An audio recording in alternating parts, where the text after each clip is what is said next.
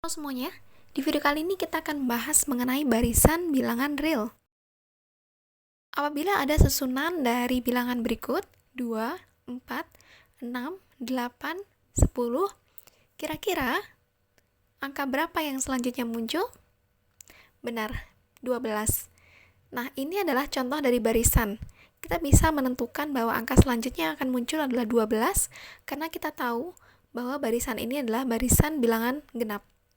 Contoh yang lain adalah negatif 1, 1, negatif 1, 1, negatif 1, 1. Nah, angka yang akan muncul selanjutnya adalah negatif 1. Barisan ini adalah suatu barisan yang berpola negatif 1, 1, dan seterusnya. Nah, inilah yang dinamakan dengan barisan. Secara intuitif, kita bisa mengatakan barisan adalah susunan dari bilangan-bilangan. Tapi sebenarnya dalam analisis real, apa sih definisi dari barisan? Dalam analisis real, barisan bilangan real didefinisikan sebagai fungsi dari himpunan bilangan asli N ke suatu himpunan yang termuat di himpunan bilangan real R. Contohnya seperti tadi, kita memperoleh barisan 2, 4, 6, 8, ini harusnya 10. Nah, ini adalah contoh barisan. Lalu barisan bilangan real itu adalah suatu fungsi atau bisa dikatakan adalah suatu aturan dari himpunan bilangan asli N ke suatu himpunan yang termuat di himpunan bilangan real. Atau bisa kita tuliskan,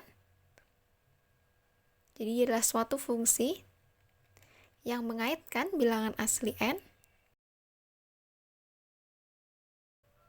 Yang pertama ada suku barisan. Suku barisan itu adalah angka yang termuat pada barisan tersebut. Jadi kalau misalkan kita lihat sebelumnya, nah 2 ini adalah suku barisan, 4 adalah suku barisan. Suku barisan yang pertama, 4 adalah suku barisan yang kedua, 6 adalah suku barisan yang ketiga. Nah, dalam analisis real, suku barisan ini disimbolkan dengan XN, AN, atau ZN. Jadi dia notasinya dengan huruf kecil diikuti dengan N. Contoh, misalkan, jika X, N ke R merupakan suatu barisan, jadi ini adalah suatu barisan X yang memetakan dari bilangan asli ke bilangan real, maka nilai X di N atau nilai dari barisan tersebut di N dinyatakan oleh XN atau XN. Jadi ini adalah definisi dari suku barisan. Jadi selain bisa dinyatakan bentuk XN,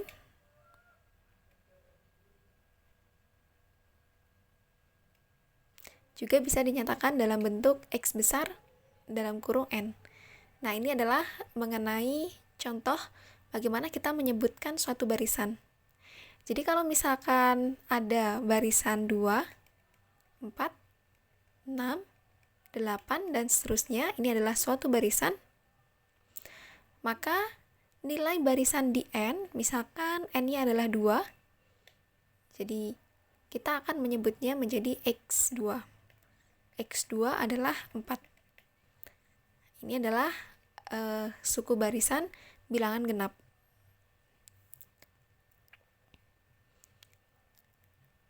Kalau kita menyebut suatu barisan, itu disimbolkan dengan huruf X besar, atau bisa juga disimbolkan dengan dalam kurung X besar N, atau bisa juga dinyatakan dalam bentuk XN, sedemikian hingga N-nya itu adalah elemen dari bilangan asli. Ada juga yang menyebutnya dengan menotasikannya seperti ini. Nah, ini artinya adalah barisan. Jadi kalau teman-teman nanti ketemu dengan simbol-simbol seperti ini, nah maka itu adalah definisi atau simbol dari barisan. Jadi dibedakan antara suku barisan dengan barisan. Nah, barisan ini dibedakan dengan himpunan nilai barisan. Jadi kalau misalkan teman-teman lihat, kalau barisan itu dia kurungnya biasa, kalau himpunan nilai barisan itu kurung Kurawa. Apakah ini berbeda? Kita akan lihat. Jadi misalkan ada barisan X sama dengan min 1 pangkat N, sedemikian hingga N adalah bilangan asli. Karena ini kurungnya adalah kurung biasa, maka untuk mendaftar nilai X, kita bisa mengatakan bahwa barisan dari barisan X itu adalah jadi negatif 1 pangkat 1, kemudian negatif 1 pangkat 2, negatif 1 pangkat 3, kemudian negatif 1 pangkat 4, dan seterusnya. Atau bisa ditulis dengan negatif 1, 1, negatif 1, 1, dan seterusnya. Berbeda dengan barisan himpunan dari X ya, yang merupakan barisan min 1 pangkat N dengan N merupakan elemen dari bilangan asli, maka penulisannya adalah sebagai berikut. Jadi kalau misalkan kita data, dia akan sama dengan barisan yang atas ya. Tapi karena merupakan suatu himpunan, sedangkan himpunan itu kalau misalkan notasinya itu dia hanya ditulis satu kali. Jadi kalau ada elemen yang sama, maka hanya akan ditulis satu kali. Jadi kalau himpunan barisan, dia hanya akan menjadi negatif 1 dan 1. Jadi tidak ditulis semua. Oke? Nah, mendefinisikan barisan itu ada beberapa macam cara. Yang pertama dengan mendaftar anggotanya. Contohnya seperti ini. Jadi ini adalah X sama dengan 2, 4, 6, 8. Nah, ini dengan mendaftar anggotanya. Y 1 per 1, 1 per 2, 1 per 3, yaitu dengan mendaftar anggotanya. Z juga sama, ini adalah salah satu cara untuk mendefinisikan barisan. Selain dengan mendaftar anggotanya, kita juga bisa melakukan dengan membuat suatu rumus dari barisan tersebut, yaitu dengan karena ini adalah himpunan dari bilangan genap, maka kita bisa menuliskan bahwa X sama dengan 2N, dengan N adalah elemen dari bilangan asli. Atau bisa juga kita menuliskan kalau ini adalah 1 per, untuk Y sama dengan 1 per M. Jadi ini karena penyebutnya dia merupakan elemen dari bilangan asli, maka kita bisa langsung mengatakan 1 per M, M adalah elemen bilangan asli. Z juga demikian. Ini penyebutnya kita lihat dia adalah elemen dari bilangan asli, maka dia 1 per S kuadrat, dengan S adalah bilangan asli. Nah, dua cara ini adalah cara bagaimana mendefinisikan suatu barisan. Beberapa barisan yang umum yang perlu teman-teman ketahui, diantaranya adalah yang pertama ada barisan konstan. Barisan konstan ini adalah barisan yang semua sukunya itu sama. Jadi misalkan ada C, itu adalah elemen dari bilangan real, maka ketika kita membicarakan adalah C itu akan sama dengan barisan yang elemennya adalah C, C, C, dan seterusnya. Maka apabila sukunya sama seperti ini, maka C disebut dengan barisan konstan C. Jadi contoh misalkan kalau saya punya barisan misalkan X yang elemennya adalah 1, 1, 1, dan seterusnya, maka ini adalah barisan konstan 1 karena semua sukunya adalah 1. Ini adalah barisan konstan. Kemudian ada yang namanya barisan kuadrat bilangan asli. Jadi elemennya adalah kuadrat dari bilangan asli. Contoh misalkan S sama dengan barisan dari 1 kuadrat, 2 kuadrat, 3 kuadrat, 4 kuadrat, dan seterusnya. Ini adalah barisan kuadrat bilangan asli. Yang berikutnya adalah barisan Fibonacci. Nah, kalau teman-teman ketahui ya, barisan Fibonacci ini adalah barisan yang unik. Jadi dia adalah penjumlahan dari dua barisan sebelumnya. Kalau saya misalkan punya dua suku pertama, itu adalah 1 dan 1, maka suku ketiga itu adalah jumlah dari dua suku sebelumnya, yaitu 1 tambah 1, 2.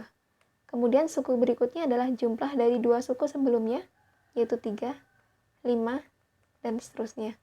Lalu bagaimana kita mendefinisikan dari barisan Fibonacci ini? Nah, maka definisi dari barisan Fibonacci atau bisa kita tulis secara simbolis, yaitu F sama dengan Fn, barisan Fibonacci, dengan N adalah elemen dari bilangan asli, maka ini bisa kita tuliskan sebagai F1 atau suku pertama itu adalah 1, karena ini definisi awalnya. Kemudian suku kedua adalah 1 juga. Nah, barisan Fibonacci mulai bergerak ketika di suku ketiga. Nah, suku ketiga atau sama dengan Fn plus 1 itu akan sama dengan Fn min 1 plus Fn dengan N adalah lebih dari sama dengan 2. Jadi suku ketiga, karena kita batasi nilai N-nya di sini,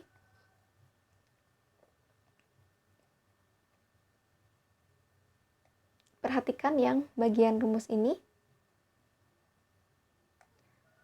Nilai N-nya kita batasi lebih dari sama dengan 2. Jadi kalau misalkan N-nya 2 minimal, kita akan ketemu dengan F3 sama dengan F2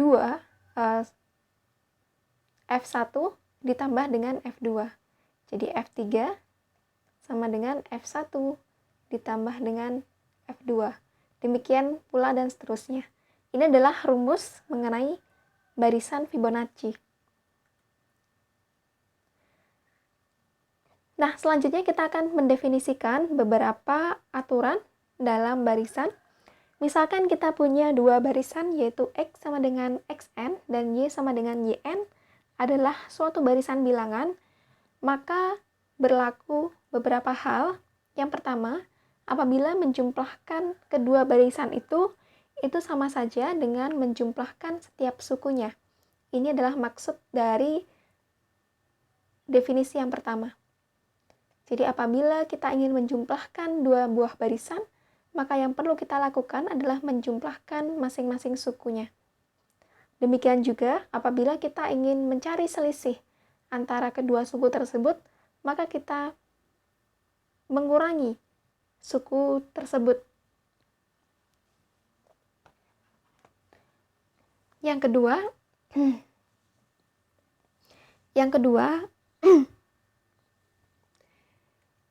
kedua, apabila kita ingin mencari selisih dari dua barisan, maka kita mencari pengurangan dari suku tersebut.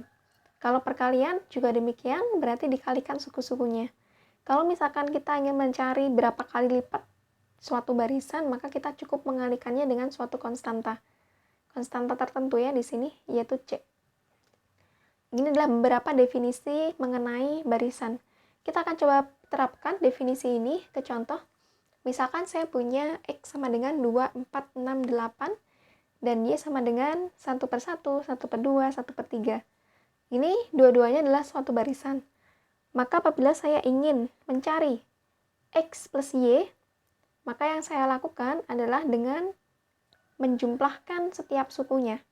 Jadi, dalam kasus ini, ketika saya ingin menjumlahkan barisan X dan barisan Y, maka saya menjumlahkan suku-suku yang bersesuaian. 2 dijumlahkan dengan 1 per 1. Kemudian 4 dijumlahkan dengan 1 per 2. Dan seterusnya. Jadi didapatkan di sini X plus Y ini akan sama dengan 2 ditambah 1, 3. 4 ditambah setengah, 4 setengah. 6 ditambah 1 per 3, 6 1 per 3. Dan seterusnya. Nah, ini adalah bagaimana kita menjumlahkan barisan ini. Nah, ini adalah cara bagaimana kita menjumlahkan barisan. Yang kedua adalah selisihnya. Kalau mencari selisih, berarti kita mencari selisih dari suku-suku tersebut. Jadi dalam kasus ini diperoleh yaitu 2 dikurangi 1 per 1, yaitu 1, Kemudian 4 dikurangi setengah, itu sama dengan 3,5 atau bisa kita tulis 7/2. 6 dikurangi 1/3, 2/8 atau bisa kita tulis dengan 17/3. Nah, ini adalah selisih dari barisan X dan Y. Kemudian, apabila kita ingin mencari perkaliannya, maka kita juga mengalihkan setiap sukunya. Sehingga diperoleh 2, 4 kali setengah adalah 2, 6 kali 1/3 adalah 2, dan seterusnya. Ternyata hasil perkalian dari dua barisan ini adalah barisan konstan. Nah, kemudian yang terakhir, apabila kita ingin mencari 3x, berarti kita mengalihkan setiap suku dari x dengan 3. Sehingga diperoleh 6 kali 6, kemudian suku yang kedua kali 3, 12, 18, dan seterusnya. Nah, ini adalah bagaimana kita mengoperasikan dua buah barisan. Definisi berikutnya. Jika Z sama dengan Xn, seharusnya ini Zn. Jika Z sama dengan Zn adalah barisan bilangan real dengan Zn itu tidak sama dengan 0 untuk setiap n elemen n, artinya setiap suku yang ada pada Z ini tidak memuat 0, karena ini berlaku untuk setiap n elemen dari bilangan asli. Maka apabila kita ingin mencari pembagian dari X per Z, itu adalah Xn per Zn. Dengan n-nya, ini, itu elemen n, dan Zn-nya itu tidak sama dengan 0. Ini sudah ada syarat di awalnya. Kenapa ada syaratnya? Karena kembali lagi untuk pembagian, di dalam matematika kita tidak bisa membagi dengan 0. Oke? Itu saja untuk video kali ini, pengenalan mengenai barisan bilangan. Nantikan video-video selanjutnya mengenai barisan bilangan real dan limitnya. Terima kasih dan semoga bermanfaat.